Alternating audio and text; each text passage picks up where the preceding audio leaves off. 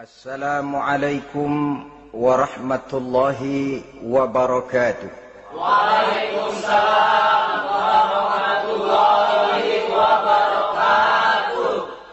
Bismillahirrahmanirrahim. Alhamdulillahi rabbil alamin.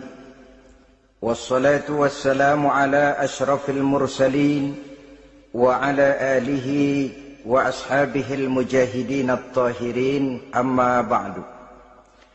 Saudara-saudara kaum muslimin rahimakumullah, sebagai kelanjutan dari pembicaraan kita tentang serial para nabi, maka pada pertemuan kali ini kita akan membicarakan riwayat tentang Nabi Sulaiman alaihi salam dan Ratu Balqis.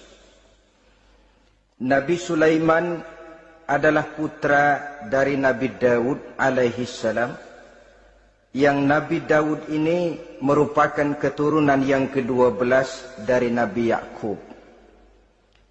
Pada diri Nabi Sulaiman bertemu kebesaran dunia dan kebesaran akhirat. Ya, beliau seorang raja, ya, beliau seorang rasul. Ya, beliau seorang pemimpin agama. Ya, juga beliau adalah seorang pemimpin negara. Alangkah idealnya memang jikalau ulama menjadi umara, atau jikalau umara adalah seorang ulama. Dengan posisinya sebagai ulama, maka nilai kepemimpinannya terpelihara dari segala macam bentuk penyelewengan. Dan dengan kedudukannya sebagai umara, dia akan lebih efektif memberikan komando kepada rakyatnya untuk hidup melaksanakan perintah-perintah Allah. Tetapi oleh karena orang yang sekaligus jadi ulama dan umara termasuk jenis makhluk langka, maka agama hanya akan memberikan pesan agar yang bernama ulama dan umara saling bekerja sama untuk kemaslahatan dan kemanfaatan rakyat. Ulama adalah ulama, umara adalah umara. Jikalau keduanya bisa berjalan dan berdampingan dengan baik, rakyat akan jadi nikmat. Tapi kalau keduanya centang perenang, tentu rakyat akan jadi kiamat adanya. Ma'asyiral muslimin rahimakumullah. Mengapa figur Nabi Sulaiman adalah figur yang bertumpu kebesaran dunia dan akhirat? Kita lihat dari sejarah bahwa Allah memberikan mukjizat kepada para rasulnya biasanya sesuai dengan kecenderungan umat yang dihadapi pada waktu itu. Umat yang dihadapi Nabi Musa alaihi salam adalah umat yang senang kepada kegagahan, suka kepada bentuk badan yang kuat. Oleh karenanya mukjizat yang diberikan Allah kepada Nabi Musa berupa kekuatan, baik tongkat maupun tenaganya. Sebaliknya, umat di zaman Nabi Isa alaihi salam cenderung berbangga dengan kemahirannya di bidang ilmu kedokteran dan ketabiban. Maka mukjizat yang diberikan Allah kepada Nabi Isa adalah mukjizat yang bisa mengatasi semua itu, sehingga Nabi Isa dengan izin Allah bisa menyembuhkan orang yang kena penyakit kusta, belang, bahkan sampai bisa menghidupkan orang mati dengan izin Allah. Di zaman Nabi Muhammad sallallahu alaihi wasallam, kecenderungan umat kepada kemampuan bersyair, sehingga ketika itu yang dihargai adalah ujung tombak dan ujung pena. Ujung tombak dalam arti pahlawan perang, dan ujung pena dalam arti seniman dan penyair. Maka di antara mukjizat terbesar yang diberikan kepada Nabi adalah Al-Quranul Karim, yang keindahan gaya bahasanya tidak seorang penyair pun sanggup menandinginya. Di zaman Nabi Sulaiman alaihi salam, kebesaran dan kemegahan dunia, kekuatan dan kejayaan menjadi ukuran. Kita tahu bahwa Jalut yang dihadapi oleh Nabi Daud adalah seorang yang bertubuh besar dan gagah perkasa, yang dalam sejarah lebih kita kenal dengan nama Goliat misalnya. Maka tidak heran kalau mukjizat yang diberikan Allah kepada Nabi Musa merupakan mukjizat yang bertumpu antara kebesaran dunia dan kebesaran akhirat. sebagai raja dan juga sebagai nabi. Tetapi yang patut menjadikan pelajaran buat kita terhadap seluruh kebesaran yang diberikan itu, Nabi Sulaiman berkata, "Haza min fadli Rabbi liyabluwani aashkuru am akfuru." Semua ini, kekuasaan dan kebesaranku, kejayaan dan kekayaanku adalah anugerah Tuhan untuk menguji diriku. Adakah aku menjadi bersyukur karenanya atau malah aku menjadi ingkar karenanya? Alangkah baiknya jikalau ucapan Nabi Sulaiman ini kita bisa resapi dan kita bisa terapkan dalam kehidupan ini.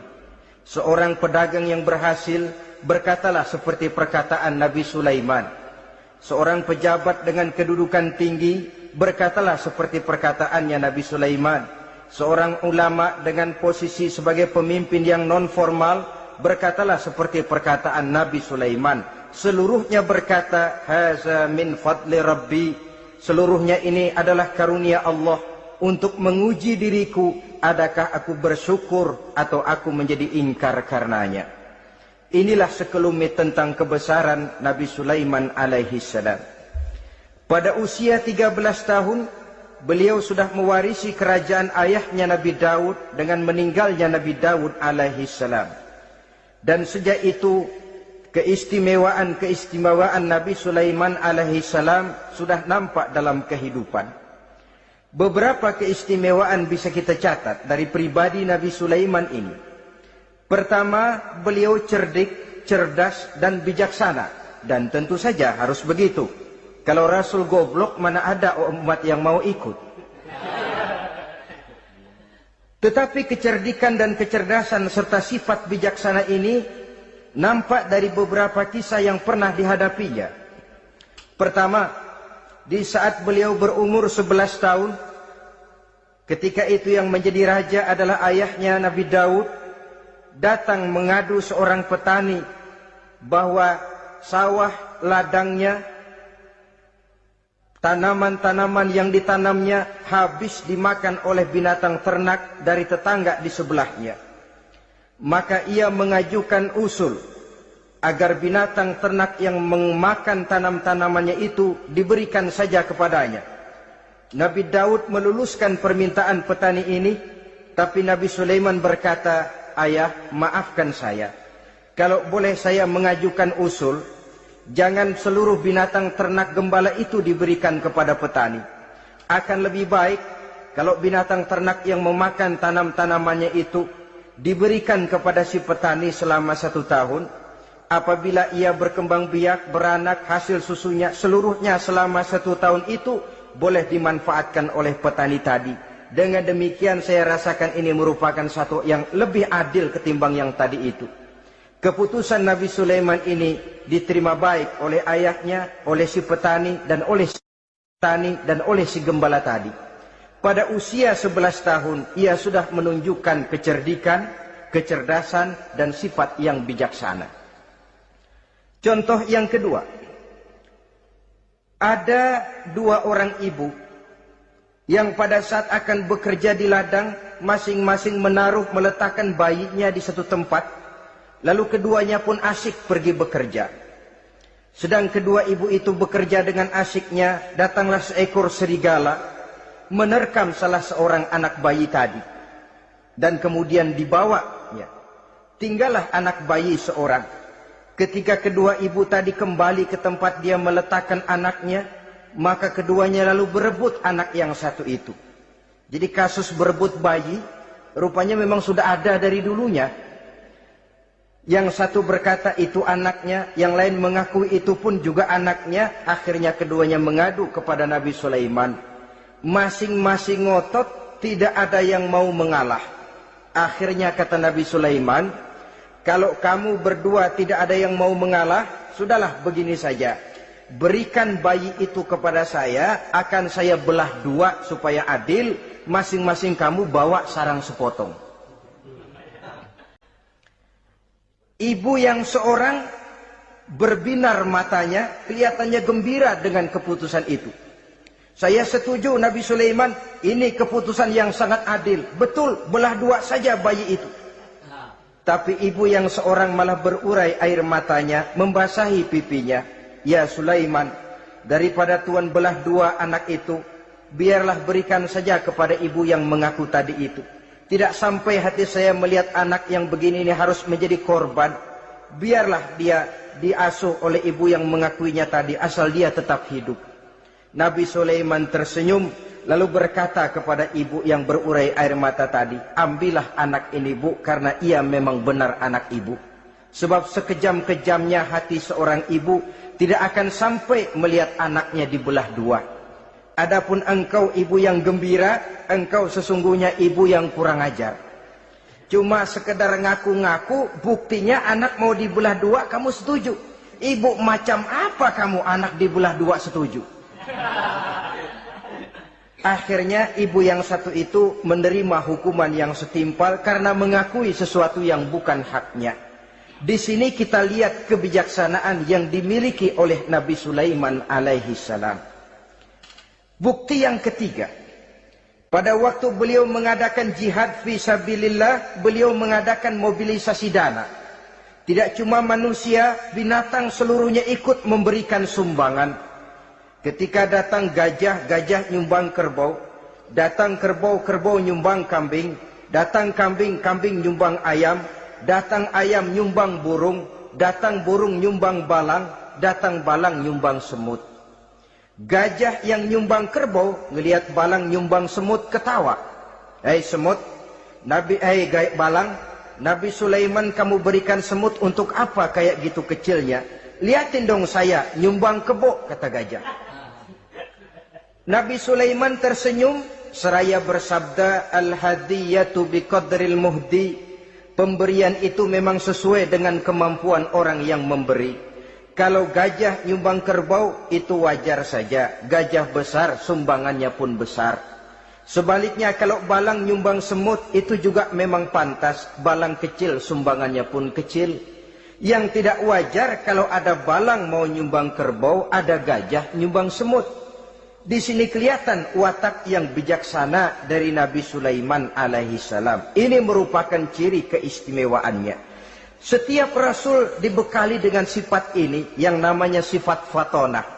Cerdik, cerdas, dan bijaksana. Yang ini memang merupakan mukjizat. Kecerdasan seorang rasul tidak merupakan hasil sekolahan, tapi merupakan bimbingan wahyu semata-mata, dan ini yang tidak bisa ditandingi oleh manusia.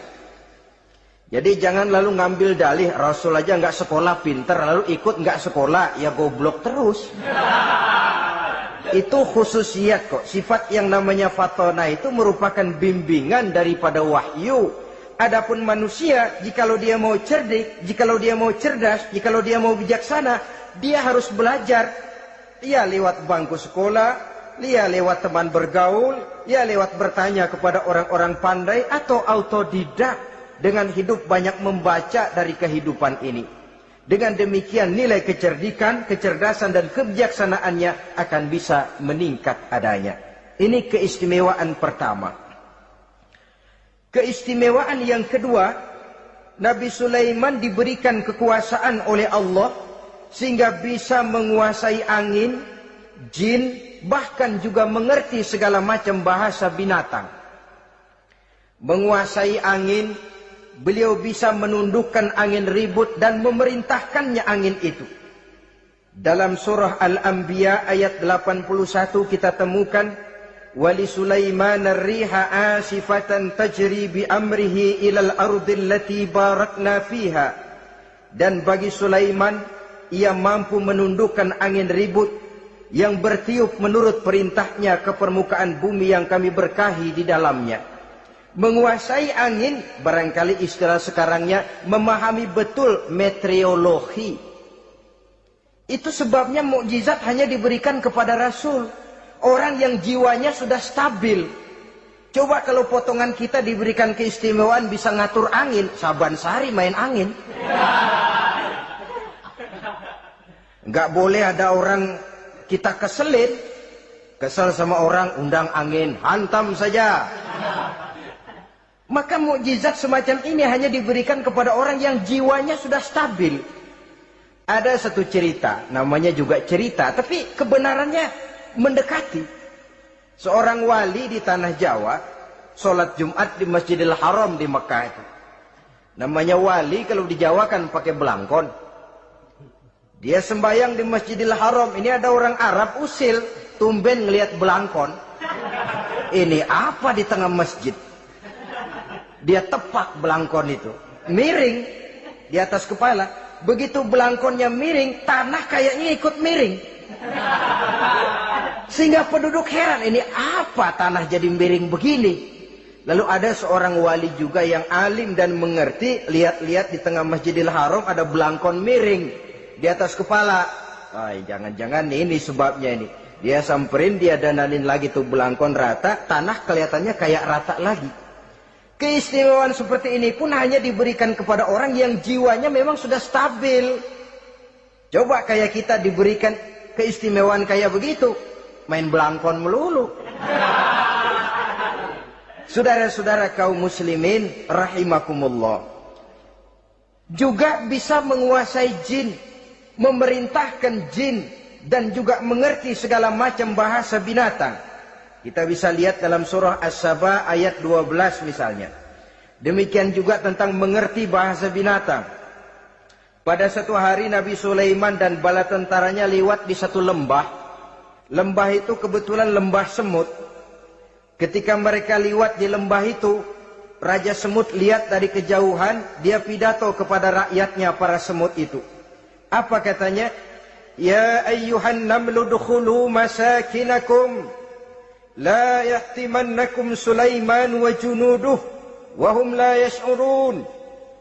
Jadi ini Raja Semut melihat Nabi Sulaiman datang bersama seluruh bala tentaranya, dia pidato kepada rakyatnya. Saudara-saudaraku rakyat semut, di mana saja suara saya bisa didengar. Perhatian, perhatian. Ini Nabi Sulaiman mau liwat dengan seluruh bala tentaranya. Kamu semua supaya masuk ke dalam lubang kamu masing-masing. Sebab kalau kamu nggak masuk ke lubangmu masing-masing, akan diinjak oleh Sulaiman dan bala tentaranya. Sedangkan mereka tidak tahu kalau kamu kena injak. Masuklah semut itu seluruhnya ke dalam lubangnya masing-masing. Nabi Sulaiman senyum. Fatabassama dhahikan min qawliha. Mendengar ucapan Raja Semut ini, Nabi Sulaiman tersenyum. Lalu berkata, apa katanya? Rabbi auzi'ni an ashkura ni'mataka allati an'amta alayya wa ala walidayya wa an a'mala salihan tardahu wa adkhilni birahmatika fi ibadika salihin. Satu pengakuan yang tulus, yang jauh dari watak kesombongan. Mendengar Raja Semut berkata semacam itu, beliau senyum. Lalu berkata, wahai Allah, tetapkan kiranya hati saya ini untuk selalu bersyukur terhadap nikmat yang engkau karuniakan kepada saya. Karena nikmatku, nikmat yang engkau berikan kepadaku, saya mengerti bahasa binatang. Karena mengerti bahasa binatang, saya mengerti seruan Raja Semut itu.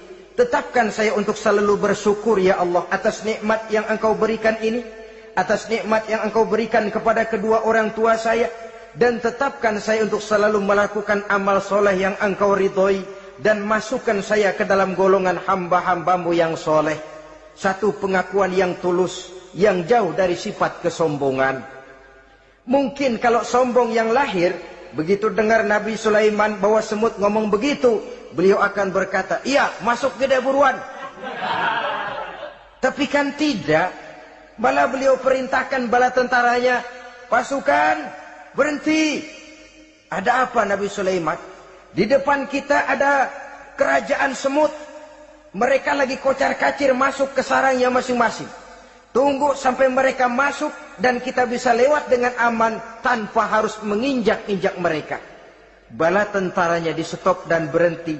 Ternyata kebesarannya tidak menyebabkan ia lalu memandang remeh sampai kepada makhluk yang bernama semut sekalipun. Masih tetap dihargainya sebagai makhluk dari Allah Subhanahu wa ta'ala. Sesuatu yang perlu menjadi contoh kita semua. Sebab orang bilang kadang kacang sering lupa akan kulitnya. Kadang posisi kita yang tinggi menyebabkan kita lupa dari mana kita berasal. Kadang harta yang kita miliki menyebabkan kita lengah dari mana kita datang. Akhirnya yang timbul adalah sifat sombong dan angkuh. Ibarat kata orang, kacang lupa dengan lanjarannya. Ma'asyiral muslimin rahimakumullah. Ini kebesaran dan keistimewaan yang diberikan Allah kepada Nabi Sulaiman alaihi salam. Apa yang perlu kita jadikan tamsil dan ibarat dari kebesaran ini? Saudara-saudara kaum muslimin rahimakumullah. Keadilan sebagai umara yang berpadu dengan kebijaksanaan sebagai ulama. Satu hari seorang sahabat bertanya kepada Rasulullah sallallahu alaihi wasallam, "Ya Rasul, kalau pada satu saat ajal merenggut Tuhan berlalu meninggalkan kami sekalian, kita berpisah untuk selamanya ya Rasul. Dalam kondisi semacam itu, azahrul ardi khairul lana ambatniha. Mana yang lebih baik ya Rasul buat kami kalau sudah ditinggalkan oleh Tuhan? Permukaan bumi atau perut bumi yang lebih baik?" Ini pertanyaan dengan bahasa kinayah. Permukaan bumi maksudnya hidup. Perut bumi maksudnya mati. Orang kalau sudah masuk ke perut bumi kan habis. "Ya Rasul, kalau engkau sudah tidak ada meninggalkan kami semua, mana yang lebih baik buat kami, hidup atau mati?" Bukan main pertanyaan ini. Di satu sisi menggambarkan cintanya sahabat kepada Nabi, sehingga kalau tidak bisa mati bersamaan, biarlah mati beriring saja. Di lain pihak juga mencerminkan bingungnya sahabat kalau sudah ditinggalkan oleh Rasul. Atas pertanyaan ini apa jawab Rasul? "Kamu nggak usah khawatir. Walaupun aku sudah tidak ada, kembali ke hadratullah azza wa jalla, meninggalkan kamu semua, kamu tidak usah bingung. Dengan syarat, idza kana umaraukum khiyarukum wa amrukum syura bainakum wa aghniyaukum askhiyaukum fa zahrul ardi khairul lakum min batniha." Kalau saja para umara, kalau saja pemimpin-pemimpin kamu adalah orang-orang yang terbaik di antara kamu, dan seluruh persoalan yang kamu hadapi dapat kamu musyawarahkan dengan baik, lalu orang-orang kaya di antaramu adalah orang-orang yang dermawan, ketika itu walaupun aku sudah tidak ada, hidup lebih baik daripada mati. Permukaan bumi lebih baik daripada perut bumi. Dengan catatan tiga tadi. Pemimpinmu orang yang terbaik di antara kamu. Segala persoalan kamu musyawarahkan. Dan orang kayamu orang dermawan. Walaupun aku tidak ada, hidup lebih baik daripada mati. Tapi sebaliknya kata Nabi, "Idza kana umaraukum syirarukum." Kalau umarokmu, pemimpin-pemimpinmu adalah orang-orang yang terjahat di antara kamu. Wa amrukum ala nisaikum. Dan segala urusanmu sudah diatur oleh perempuan. Walaupun dia tidak naik di bidang eksekutif, tidak memegang kekuasaan, tapi kekuasaan bayangannya jauh lebih menentukan daripada kekuasaan yang sesungguhnya. Kalau perempuan sudah ikut campur mengaturmu, kemudian wa askhiyaukum bukhalaukum. Orang-orang kaya di antaramu adalah orang-orang yang bakhil bin pelit alias kikir. Maka ketika itu kata Nabi, fabatnul ardi khairul lakum min zahriha. Perut bumi lebih baik daripada permukaan bumi. Apa yang bisa diharapkan dari pemimpin yang zalim, perempuan yang sok kuasa, dan orang-orang kaya yang bakhil dan pelit? Dalam kondisi semacam itu, bertemulah kita dengan yang bernama kiamat. Dan kalau sudah kiamat macam itu, kata Nabi, perut bumi lebih baik daripada permukaan bumi.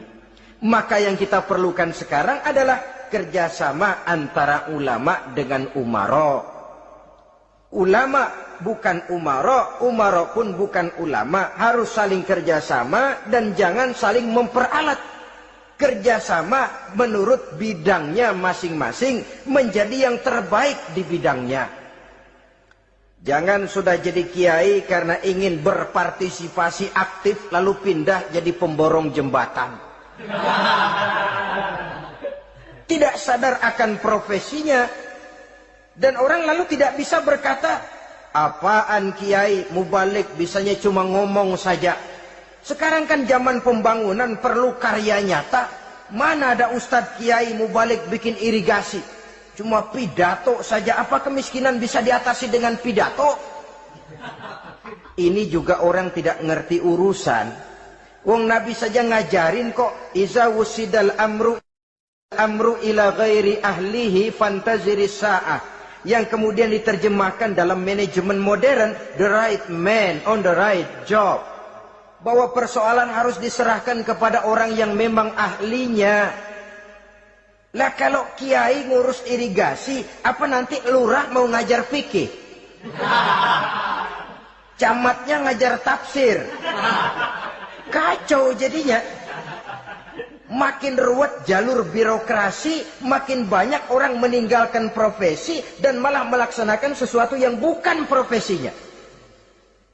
Untuk memberesi keruwetan birokrasi termasuk diantaranya menanamkan kesadaran profesi yang menimbulkan kebanggaan dan kebanggaan yang membuahkan tanggung jawab terhadap profesi itu. Sebab orang kalau sudah bekerja menurut profesinya, walaupun tidak kaya, tapi hidupnya tenang. Kenapa? Karena panggilan jiwanya. Seorang kiai yang diajak ngobek, walaupun objeknya gol puluhan juta, kaya, belum tentu tenang. Karena saya yakin bukan ke sana panggilan jiwanya. Ma'asyiral muslimin rahimakumullah. Itulah sebabnya kerjasama ulama membangun lingkungannya, ulama membangun manusianya, umarok membangun lingkungannya, sehingga terciptalah wujud daripada pembangunan manusia seutuhnya, ya zahirnya, ya batinnya. Seluruh kita berpartisipasi, hanya bidangnya saja yang berbeda-beda. Jangan yang satu merasa lebih berjasa dari yang lain. Jangan yang satu merasa lebih penting dari yang lain. Seluruh kita penting, seluruh kita berjasa, cuma bidang kita saja yang berbeda-beda. Inilah bahasa Quran, kullun ya'mal ala syakilatih. Setiap orang bekerja menurut profesinya masing-masing. Ma'asyiral muslimin rahimakumullah. Kita kembali kepada riwayat Nabi Sulaiman alaihi salam. Satu hari ketika beliau sedang menginspeksi pasukan, berkumpullah pasukan beliau itu, ya tentara yang manusianya, ya pasukan jinnya, ya seluruh binatang-binatangnya berbaris.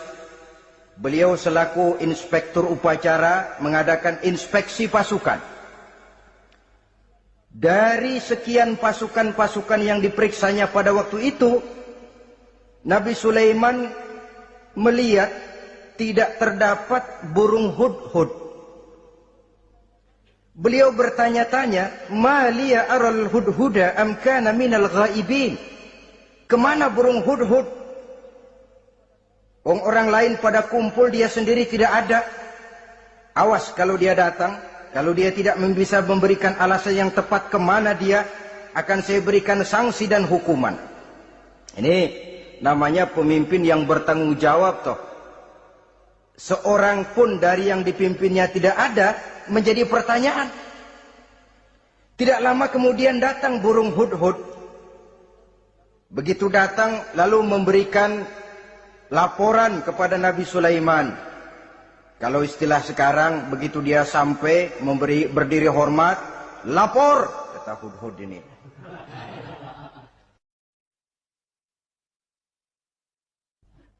Bagaimana hudhud? Maaf Tuan Raja, saya terlambat. Iya, kenapa terlambat? Patroli Tuan Raja. Kemana saja kamu patroli? Keliling. Lalu apa hasilnya? Inni wajadtu imra'atan tamlikuhum wa utiyat min kulli syai'in wa laha 'arsyun 'azim. Saya baru patroli ke satu negara yang bernama Sabah, Tuan Raja. Sabah. Saudara tahu Sabah? Di mana itu?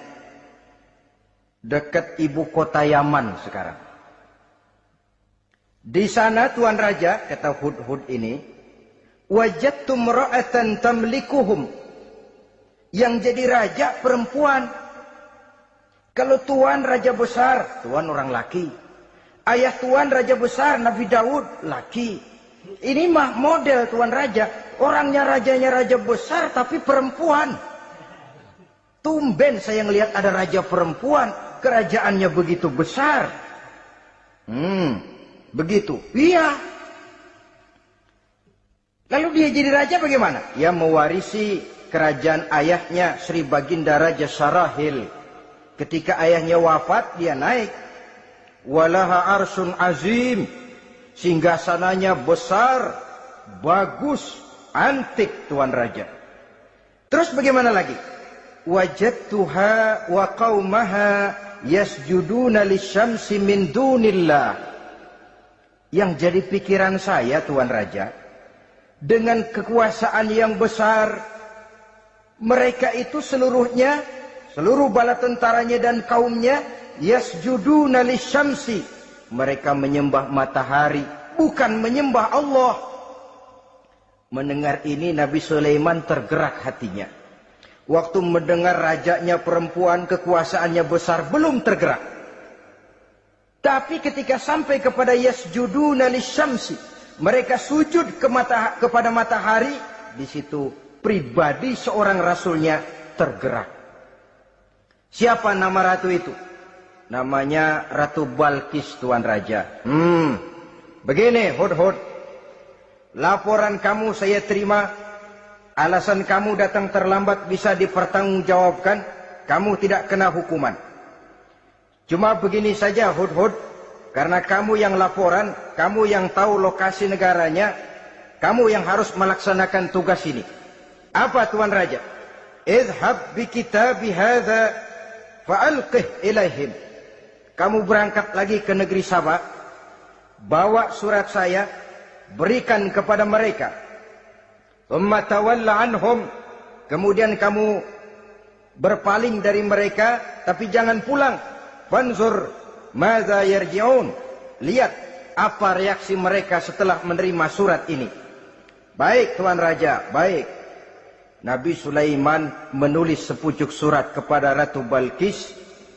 Dan surat itu dibawa oleh burung Hudhud tadi. Terbanglah si burung Hudhud ini ke negeri Sabah. Masuk ke istana Ratu Balkis. Dan surat itu jatuh di kamar Ratu Balkis. Diambil surat tadi, kemudian dibaca. Apa isi suratnya? Innahu min Sulaiman. Wa innahu bismillahirrahmanirrahim. Alla ta'lu alayya. Wa'tuni muslimin. Surat ini dari Sulaiman. Bismillahirrahmanirrahim. Jangan kamu merasa lebih tinggi dari aku. Datanglah kepadaku dan masuk ke dalam agama Islam. Suratnya singkat, padat, ultimatum. Jadi enggak pakai bahasa kembang, enggak pakai bahasa basi, langsung kepada isi. Surat ini dari Sulaiman. Bismillahirrahmanirrahim. Jangan kamu merasa lebih tinggi dari aku. Datanglah kepadaku dan masuklah ke dalam agama Islam. Ini yang disebut dakwah langsung tanpa pakai kembang. Saudara-saudara, menerima surat semacam ini, Ratu Balkis lalu ngumpulin para pembantu kerajaan, aparat pemerintah lah zaman sekarang. Termasuk menteri-menteri. Dipanggil sidang darurat di istana Ratu Balkis membahas datangnya surat dari Nabi Sulaiman alaihissalam. Tuan-tuan para menteri, bagaimana Sri Ratu? Saya dapat surat. Dari mana? Dari Sulaiman. Katanya apa? Jangan kamu merasa lebih hebat dan lebih tinggi dariku. Datanglah kemari dan masuklah ke dalam agama Islam. Menurut pendapat tuan-tuan menteri, bagaimana surat ini? Apa kita penuhin permintaannya? Kita datang rame-rame masuk Islam? Oh, Kata menteri, jangan dulu tuanku, gengsi dong. Kita ini kan kerajaan besar, tentara kita gagah, masa mau menyerah tanpa syarat? Ini kan kerajaan besar, tentara kita gagah, masa mau menyerah tanpa syarat?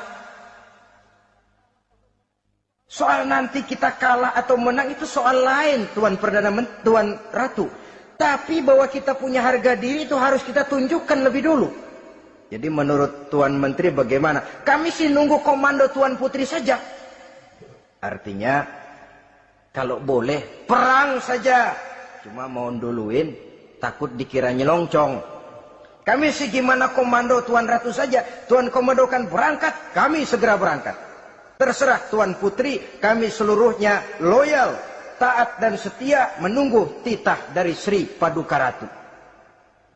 Terima kasih para menteriku. Soal kesetiaanmu saya tidak meragukan. Tapi perang dimanapun selalu membawa kerugian. Kita menang rugi, tentu jatuh korban. Apalagi kalau kita kalah.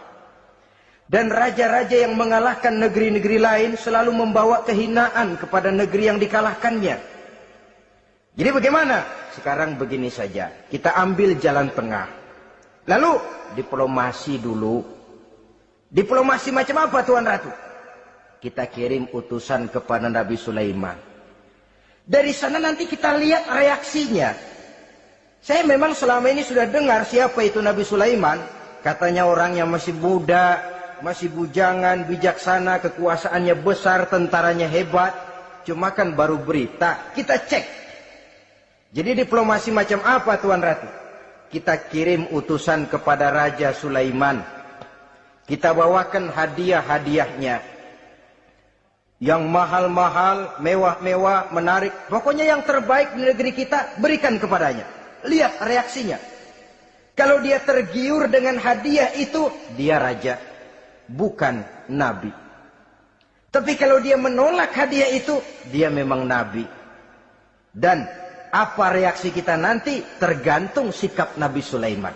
Aha, kalau begitu setujulah Ratu. Itu memang bijaksana. Diplomasi dulu. Iya, jangan datang-datang main perang aja loh. Perang sih gampang. Tapi ini kan ada meja perundingan. Sepanjang masih kita bisa menempuh jalan damai, damai saja dulu. Baik, maka diaturlah satu barisan diplomasi untuk menuju Palestina, kerajaan Nabi Sulaiman alaihi salam. Rombongan terdiri dari 500 orang laki-laki dan 500 orang perempuan. Yang laki ganteng, yang perempuan cantik. Yang laki dikendarai dengan kuda-kuda pilihan, dan yang perempuan dikendarai dengan keledai-keledai pilihan. Kuda dan keledai pun dihiasi begitu rupa, pelanaknya yang terbagus dilapis dengan sutra, sedangkan bawaan-bawaannya tidak lain daripada intan, berlian, mutiara, jamrud, yakut, kesturi, yang dilapis dengan sutra tenun yang asli. Pendeknya hadiah yang serba wah. Dan rombongan ini dipimpin oleh seorang diplomat ulung dari negeri Sabah bernama Munzir bin Amru. Ini ahli diplomasi dari negeri Sabah. Dipesanlah oleh Ratu Balkis, kalau datang nanti kamu ke negeri Sulaiman, sikapmu harus begini, begini, dan segala macam. Ditatar dulu. Sebab ini mau diplomasi tingkat tinggi. Baik, Sri Ratu. Nah, sudah mendengar perundingan ini, burung hudhud pulang ke negeri Nabi Sulaiman. Apel lagi, lapor Tuan Raja. Bagaimana hudhud? Sikapnya mereka akan mengutus utusan dengan membawa berbagai macam hadiah untuk datang ke negeri kita. Baik. Nabi Sulaiman kumpulkan tentaranya, terutama para jin. Hei tentaraku, khususnya kalian para jin, akan datang rombongan tamu besar ke negeri kita. Maka mulai saat ini saya komandokan, kamu bangun Satu istana yang megah, yang belum pernah ada dalam waktu yang relatif singkat. Dan lantai daripada istana itu harus dilapisi dengan kaca-kaca tebal yang bening. Bawahnya diisi dengan air, diisi dengan ikan-ikan hias yang indah-indah. Baik Tuan Raja, maka tentara Nabi Sulaiman sejak manusia sampai binatang sampai jin, semuanya kerja bakti membangun istana yang megah. Sehingga sebelum rombongan kerajaan Sabah ini sampai, istana sudah selesai. Mereka masuk ke dalam istana Nabi Sulaiman. Begitu melihat lantainya gemerlapan air, masing-masing pada ngangkat kain. Takut kainnya basah. Waduh, ini istana kebanjiran begini. Kata Nabi Sulaiman, nggak usah diangkat kainnya, nggak usah. Ini dilapis kaca, cuma bawahnya memang kolam. Kolamnya berisi ikan. Oh, bengong. Bengong. Bengong aja pada melongo mulutnya. Saudara-saudara, jadi persis orang yang tinggal di puncak gunung datang ke tengah-tengah kota. Kan noraknya minta ampun. Apaan aja ditunjuk. Apaan aja dilihat, apaan aja ditunjuk. Ini ya, itu ya, wah. Wah, sudah semuanya serba wah. Jadi kalau istilah tingkat diplomasinya, mereka sudah kalah mental. Dan itu sudah kemenangan pertama dari Nabi Sulaiman. Sudah shock. Mereka merasa negeri Sabah kaya, luar biasa, hebat. Begitu datang ke negeri Sulaiman, mereka jadi orang norak kayaknya. Sudah kumpul, nah selamat datang tuan-tuan ke negeri kami. Ada pesan apa? Majulah Munzir bin Amru. Tuan Sulaiman, bagaimana? Kami diutus oleh Sri Baginda Ratu Balkis untuk menyampaikan hadiah-hadiah yang kami bawa ini. Intan, berlian, yakut, jamrud, kesturi, dan barang-barang mahal lainnya. Mudah-mudahan Tuan bisa menerima dengan senang hati. Nabi Sulaiman tersenyum. Lalu beliau berkata, Atumiddunani bimalin, fama atani Allahu khairun mimma atakum. Kamu mau memberikan saya seluruh hadiah-hadiah permata intan ini? Padahal apa yang telah diberikan Allah kepada saya jauh lebih baik dari apa yang telah diberikannya kepadamu. Kamu merasa bahwa saya kekurangan semua ini? Ketahuilah tuan-tuan, saya punya lebih banyak dari apa yang tuan-tuan berikan sekarang ini. Irja' ilaihim, bawa pulang kembali seluruh hadiah ini. Sampaikan salam saya kepada ratumu, Ratu Balkis. Falanatiyannahum bijunudin la qibala lahum biha.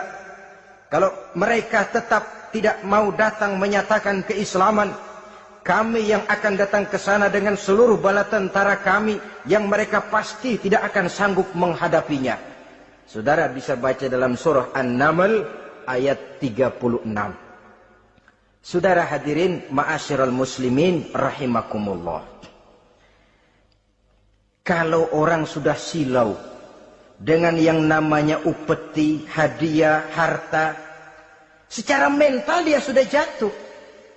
Andai kata ketika itu Nabi Sulaiman menerima seluruh hadiah tadi, maka misi kerasulannya tidak akan jalan. Wibawanya hancur dan dia tidak akan sanggup lagi mendakwahkan Ratu Balkis untuk masuk ke dalam agama Islam. Dia akan jadi cemoohan di negeri Sabah. Sulaiman ngomong aja dikasih hadiah telap. Nah, ternyata ada yang lebih mahal dari harta, ada yang lebih mahal dari intan dan mutiara, ada yang lebih mahal dari pangkat dan kedudukan. Apa dia? Harga diri. Dan itu yang langka sekarang ini.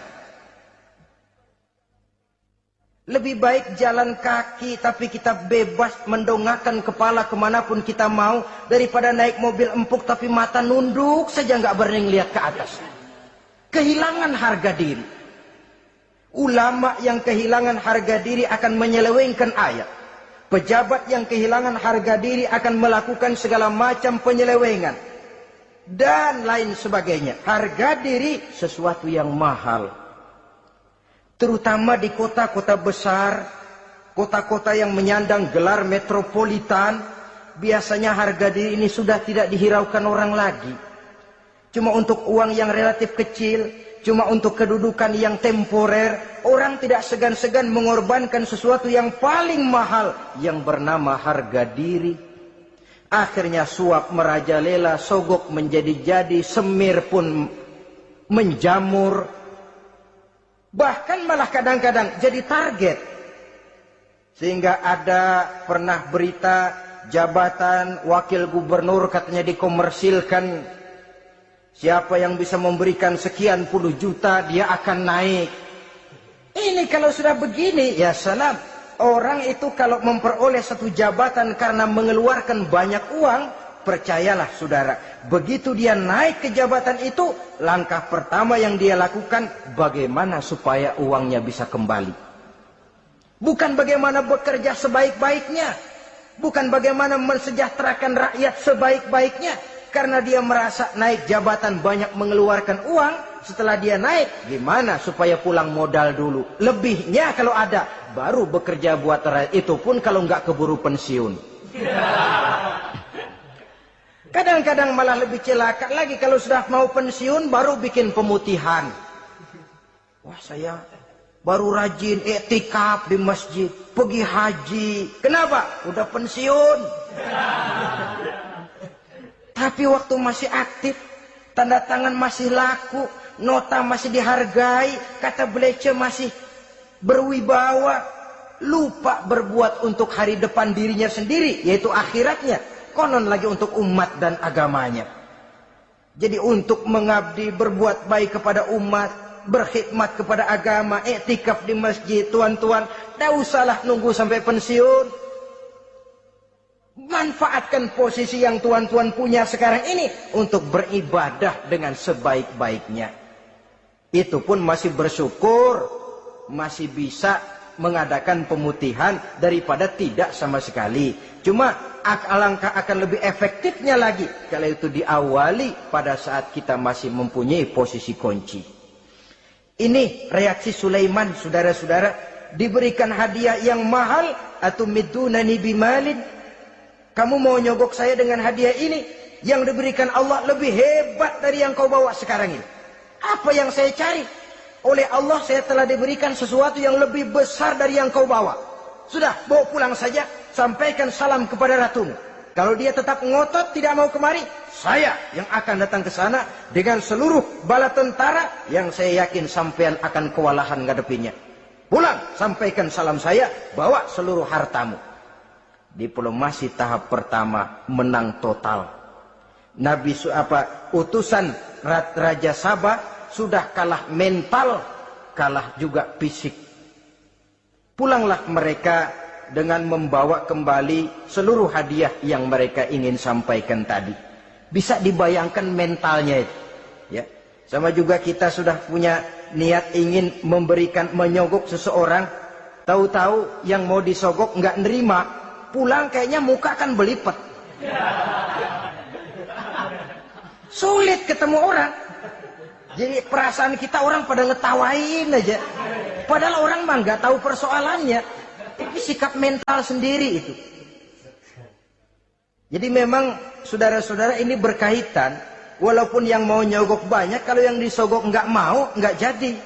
Walaupun ada yang minta disogok, kalau yang mau nyogok nggak ada, juga nggak nyetel. Lah ini nyetel, yang mau nyogok banyak, yang disogok pun ada. Jadilah perbuatan itu. Ma'asyiral muslimin rahimakumullah. Sampai mereka di kerajaan Sabah, mereka ceritakan itu, Ratu Balkis bengong. Ternyata yang saya dengar selama ini memang benar rupanya. Sulaiman bukan cuma raja, tapi juga rasul. Bukan cuma pemimpin negara, tapi juga pemimpin agama. Lalu bagaimana, Saudara Ratu? biarlah saya pikir-pikir dulu. Pikir. Bagaimana ya? Sudahlah, begini saja. Kita sekarang berangkat ke negeri Nabi Sulaiman. Saya yang akan langsung memimpin rombongan. Ada dua tujuan Ratu Balkis sebenarnya. Tujuan pertama ingin melihat dengan mata kepala sendiri kebesaran Sulaiman yang selama ini dia cuma dengar beritanya saja. Yang kedua, ada udang di balik batu. Kalau setelah Nabi Sulaiman nanti melihat kecantikan Ratu Balkis ini, dia bisa fly. Nah, istilah anak sekarang, dia bisa fly. Nah, siapa tahu kan karena kecantikannya Nabi Sulaiman lalu jatuh hati dan Dewi Amor pun bicara. Nanti bila mata bertemu mata, bibir ikut senyum, hati berdetak. Maka terjadilah magnet-magnet saling bersentuhan, percintaan tingkat tinggi. Kan lumayan dapat suami, dapat pacar seorang raja besar. Jadi dengan harapan ini berangkatlah Ratu Balkis ke negeri Nabi Sulaiman. Hud lapor lagi. Lapor. Bagaimana Hud? Ini Ratu Balkis yang mimpin sekarang. Baik, kita siap-siap. Begini saja, kata Nabi Sulaiman. Siapa yang bisa bawa singgasana Ratu Balkis ke sini? Jin Ifrit tampil. Saya. Berapa lama kamu perlukan untuk membawa singgasana Ratu Balkis kemari? Sebelum Tuan bangun dari tempat duduk, itu singgasana sudah bisa sampai kemari, Tuan Raja. Bagus. Ada yang bisa lebih cepat? Saya, kata seorang ulama. Berapa lama? Sebelum Tuan kedip. Asal Tuan kedip, Tuan melek lagi, singgasana sudah sampai di sini. Baik, kerjakan. Dalam waktu sekejap itu singgasana Ratu Balkis sudah sampai di istana Nabi Sulaiman. Pasang di sini, biar dia dudukin nanti, rubah sedikit biar dia nggak kenali. Dirombak sedemikian rupa. Masuk Ratu Balkis ke istana Nabi Sulaiman. Terjadilah kemudian di perundingan semacam tingkat tinggi antara raja dengan raja. Bagaimana Tuan Ratu Balkis? Iya, Tuan Sulaiman. Iya, bagaimana? Saya kagum dengan kebesaran Tuan. Bukan kebesaran saya. Seluruhnya ini adalah karunia Allah kepada saya. Saya dengar tuan-tuan menyembah matahari. Padahal matahari tidak pernah memberikan apa yang Tuan kehendaki. Matahari tidak pernah menciptakan Tuan. Adalah lebih baik Tuan menyembah yang menciptakan matahari daripada menyembah matahari itu sendiri. Nabi Sulaiman, bagaimana kalau kita mengadakan ya sambil berunding, sambil lobbying istilah sekarang. Baik, lobbying pun jadi. Berjalanlah meninjau seluruh pelosok istana Nabi Sulaiman alaihissalam. Seperti halnya bala tentaranya, Ratu Balkis juga sampai di lantai kaca, angkat kain. Kata Nabi Sulaiman, jangan diangkat tuh kain. Ini bukan air, istana kaca. Bukan main kebesaran kamu. Melihat begitu kebesaran Nabi Sulaiman, Ratu Balkis yang niatnya sementara mau melontarkan diplomasi asmara, lupa. Lalu apa katanya? Rabbi inni zolamtu nafsi. Ya Allah, selama ini saya benar-benar telah zalim kepada diri saya. Begitu banyak nikmat yang Engkau berikan kepada saya. Saya jadi ratu dengan kekuasaan yang besar, mewarisi kebesaran ayah. Dengan kerajaan dan bala tentara yang gagah perkasa. Bukan saya bersyukur kepadamu, malah saya menyembah matahari. Inni zalamtu nafsi. Sungguh saya telah zalim kepada diri saya. Maka mulai sejak saat ini, aslamtu ma'a Sulaiman lillahi rabbil alamin. Mulai sejak saat ini ya Allah, saya nyatakan diri, saya masuk Islam, bertuhankan Allah Rabbul Alamin. Saya tunduk kepada Nabi Sulaiman alaihi salam.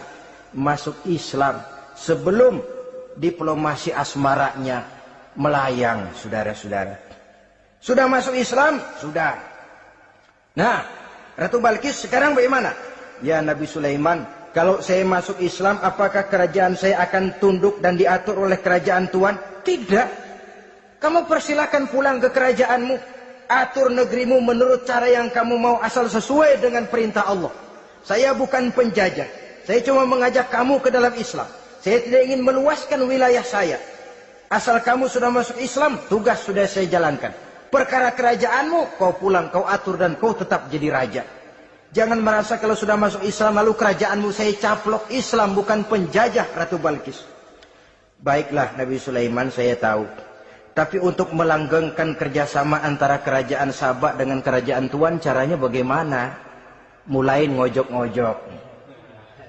Dia nggak bilang lu demen aja deh sama gue. Enggak. Cuma untuk jangka panjang. Jangka panjangnya Sulaiman, supaya kita tetap bisa kerjasama, caranya bagaimana? Ya supaya kerajaan berumur panjang, kau harus punya keturunan, kata Nabi Sulaiman. Itu kan berarti saya harus nikah. Memang. Tapi saya ratu. Suami saya kan paling kurang juga harus maharaja, sahansah. Ya sebenarnya sih cuma dia nggak bilang aja. Di kerajaan gue nggak ada yang setimpal, gue maunya sama elo. Itu kalau bahasa kita, cuma ini kan bahasa perempuan. Perempuan kan paling pinter nahan perasaan. Nggak kayak orang laki. Orang laki kalau lagi mabuk cinta, teler. Sama siapa aja dia cerita. Gua kan lagi demen sama si Ano. Lain sama perempuan, dia paling bisa jaga perasaan. Saya kalau begitu, saya harus kawin dengan maharaja. Ya kamu tinggal pilih saja, kata Nabi Sulaiman. Nabi Sulaiman, ini Perdana Menteri udah pada mesem-mesem, udah paham ke arah mana maksudnya. Bagaimana kalau kita kukuhkan saja dua kerajaan ini, Nabi Sulaiman? Saya pun setuju kalau itu kamu mau punya mau. Wah, ini Perdana Menteri takbir semua.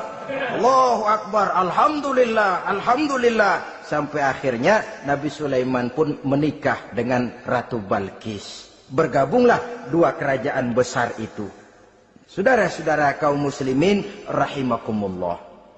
Kemudian setelah bertahun Nabi Sulaiman wafat. Tidak seorang pun tahu karena beliau wafat sedang pegangan tongkat. Ketika tongkat dimakanin rayap, rapuh, baru beliau jatuh. Orang tahu kalau Nabi Sulaiman sudah wafat. Menurut riwayat beliau wafat itu sedang sholat. Karena sholat Nabi Sulaiman cuma diri saja. Tidak pakai ruku dan sujud. Menurut riwayat lain beliau sedang memandori jin dan tentaranya yang sedang kerja.